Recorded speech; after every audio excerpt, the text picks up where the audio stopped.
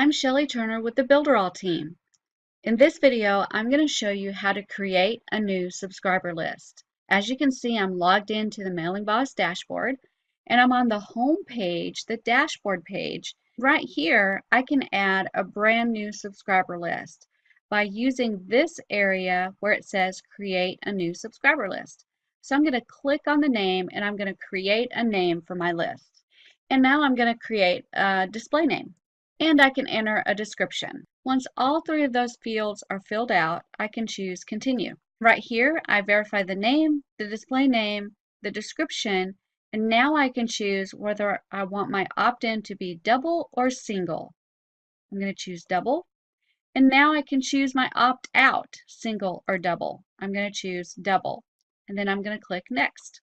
In this area, I get to choose my list of custom fields. It automatically creates an email field, and I can choose to add a first name field, a last name field, or create additional fields using the plus buttons here, including a text field, drop-down field, multi-select field, date time field, and a larger text area field. I'm going to do an easy one this time. I'm going to keep the email field and also check mark first name field. So I only have two fields in my subscription list. And then I'm going to click Save Changes. And I now have a brand new subscriber list, which is labeled Subscriber List C. And I'm going to go through and check all my stock emails. It's going to ask me to check those and edit them if I need to. So the first one it gives me is the subscribe confirmation email. I can edit that if I want to, and when I'm finished, I click Save and Next. The next email I can edit is the pending subscribe.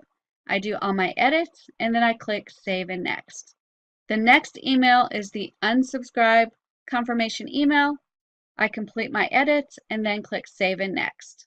The next email I configure is the welcome email, and I can make all my edits and then Save and Next. And now I'm back to the subscriber list dashboard where I can see that I've just created subscriber list C. So that's how I create a new subscriber list in Mailingboss.